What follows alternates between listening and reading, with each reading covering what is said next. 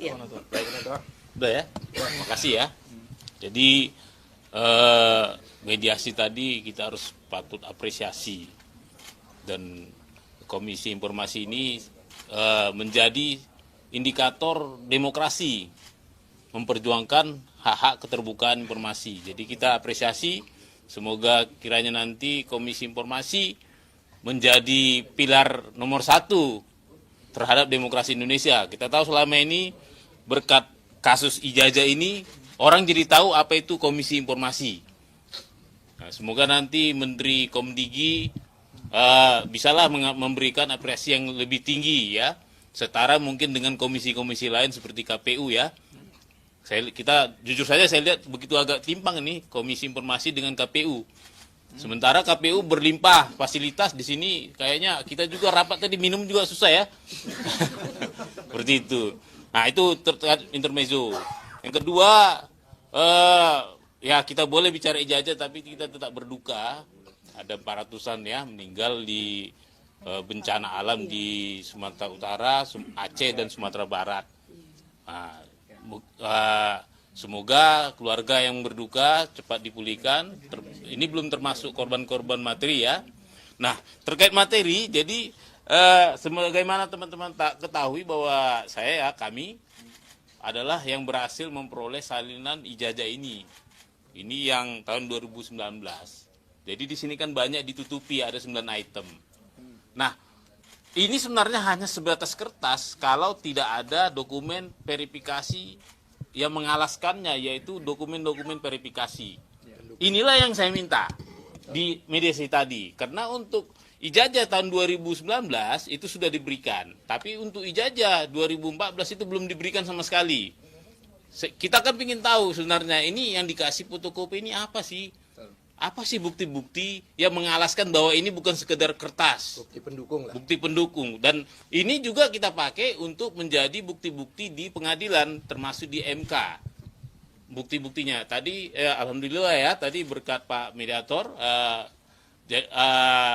kita bersepakat dengan KPU untuk diserahkan seperti tadi, paling lama 7 hari, seperti itu. Nah, tadi juga berusaha tim KPU kooperatif juga memediasikan 9 item yang disembunyikan ini. Tapi karena kita bersepakat ini adalah dokumen publik, saya tidak mau hanya saya yang melihat ini. Sebenarnya tadi tergoda juga saya. Hampir tergoda, kenapa? Tawaran itu sangat menggiurkan, hanya saya yang bisa melihat. Berarti kan saya orang penting nanti kan? Tapi saya tidak mau. Ini kan dari awal juga ini untuk publik. Sebagian mereka ketahui juga ya Pak Mike ya, Kementerian Dasar Menengah juga, Kementerian Pendidikan Dasar Menengah juga menawarkan hal yang sama seperti saya, ke saya, hanya saya yang melihat. Tapi saya tidak mau. Ini sekali lagi ini untuk publik. Masalah publik. Untuk teman-teman media saksikan dan di-share ke publik. Mungkin begitu, ada pertanyaan? Bapak, kenapa minta 9 item dari KPU? Sebenarnya kan abang saya pada saat itu bilang bahwa Ijazah yang autentik itu di antri. Itu kenapa? Ya, jadi tadi ini ada 9 item, tapi dari mediasi tadi saya jadi minta 3. Yang utama yaitu tanda tangan rektor, tanda tangan ini, tanda tangan dekan, tanda tangan yang legalisir. Ini yang sebenarnya yang bisa diautentikasi. Ada yang tanggung jawab. Ini yang bisa diverifikasi, klarifikasi. Kenapa? Ini satu-satunya di dunia yang punya, yang mirip, yang mengeluarkannya.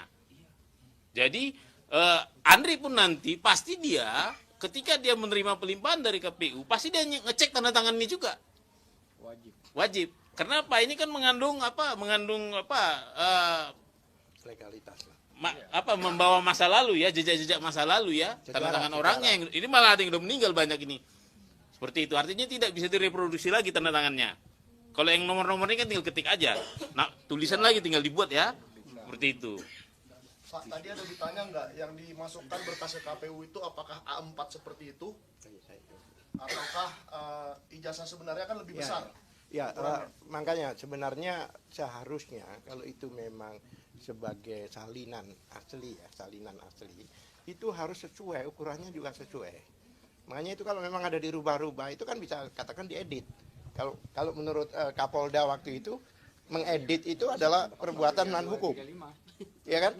Ya, kalau dikatakan mengedit, ya KPU yang mengedit. Kalau kawan-kawan kita RRT dan sebagainya itu menganalisa, tidak pernah merubah atau memindahkan. Jadi kalau edit itu merupakan perbuatan non hukum, maka yang kena adalah KPU. Karena ini menurut kami ini bukan persyaratan yang dikecualikan. Tanda tangan itu nggak ada, baik di undang-undang keterbukaan publik maupun undang-undang data pribadi, tidak ada tanda tangan. Kita aja rapat aja kita semua tanda tangan, nggak ada di rapat biasa tanda tangan. Seperti itu. Tadi satu hal lagi yang menarik, KPU hanya mengatakan bahwa Donatua aja yang boleh melihat, katanya sesuai pasal 4. Dia hanya satu poin di pasal 4 yang A saja. Padahal di situ ada boleh ini menganalisa bahkan mendapatkan, tidak dibaca. Jadi hanya informasi aja bahwa hanya dapat dilihat. Kami suruh waktu itu, tolong baca semuanya dong, jangan separuh-separuh. Terdiam. Ini memang karena dokumen publik ini sudah bikin milik pribadi lagi, tapi milik publik. Nah itu. Ya, mungkin saya mau tambahkan lagi sedikit ya Bang Michael ya, terkait dengan tadi otentikasi ya. Jadi berdasarkan keterangan ahli arsiparis dalam melakukan autentikasi terhadap ijazah terlegalisir fotokopi memang harus disandingkan dengan yang asli. Kenapa? Di situ ada 3 item utama yang akan dilihat. Yang pertama adalah formatnya yang dilihat. Formatnya sesuai nggak dengan asli, ya. Kemudian yang kedua dilihat isinya. Isinya tuh inilah 9 item yang ditutup ini, ya kan? Akan diautentikasi rektor yang tanda tangan, dekan yang tanda tangan, pejabat yang mengesahkan, kemudian tanggal pengesahan, kemudian nomor induk ijazah, kemudian tanggal lahir dan seterusnya. Itu namanya isi. Kemudian yang ketiga akan dilihat adalah struktur daripada ijazahnya gitu ya. Struktur itu berarti semua daripada item-item ini sesuai nggak sih dengan struktur aslinya. Nah, ini yang sampai hari ini kita tidak pernah mendapatkan kepastian dari KPU apakah memang sudah dilakukan autentikasi apa belum. Nah, memang sudah terbukti juga di persidangan-persidangan sebelumnya gitu. Ada keterangan dari pihak pihak KPU bahwa terkait dengan ijazah asli Pak Joko Widodo dengan salinan terlegalisir yang disampaikan kepada KPU sebagai persyaratan menjadi calon presiden 2 periode, itu memang tidak pernah dilakukan autentikasi, yaitu membandingkan asli yang terlegalisir dengan keaslian ijazah fisiknya yang ada di tangan Pak Joko Widodo. Nah, ini yang tidak pernah dilakukan autentikasi. Sehingga 9 item yang ditutup ini tidak bisa juga kita pastikan dengan aslinya apa sama apa enggak. Ya, itu yang bisa saya tambahkan ya Pak Bonatua ya. Jadi saya pertegas lagi bahwa karena ini kebutuhan publik. Publik itu adalah rakyat.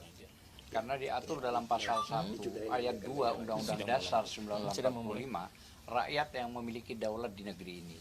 Maka tidak ada alasan ini tidak diberikan kepada publik. Karena ini pentingnya bahwa publik harus mengetahui. Kenapa? Pada saat duduk semua pajak dari rakyat. Semua gaji dari rakyat. Maka tidak ada alasan. Masa rakyat mau minta harus dipersulit? Mungkin cukup. Pak Bona, apakah tadi dibicarakan nanti ini akan diautentikasi ke Andri atau tidak di mediasi tadi? Belum. Jadi Belum. mungkin saya terangkan juga nanti sebentar, dari sini kita langsung masih sidang. Ada sidang lagi, Mas. Sidang Kita lagi. sidang dulu ya. Terima kasih Pak Michael, nanti pertanyaan akan kita tanya. Tapi nanti sidangnya mereka akan membuktikan uji konsekuensi 9 item ini kenapa disembunyikan. Di situ nanti terbuka, sehingga nanti bisa aja kita arahkan ke autentikasi ke Andri. Karena kita bilang bisa aja, kita juga butuh verifikasi, klarifikasi Andri, seperti itu. Ya. Oke. Kami sidang dulu ya. Karena nanti sidang ini. Terima kasih ya media ya. Teman-teman media ya. Mau lanjut langsung. Lanjutkan. Kita lanjut sidang. Sekarang lanjut. Sekarang lanjut sidang. Nah, nanti habis ini juga, habis dari sini sidangnya langsung ke tentang Kementerian Pendidikan Dasar Menengah. Bang Gibran ya? Iya.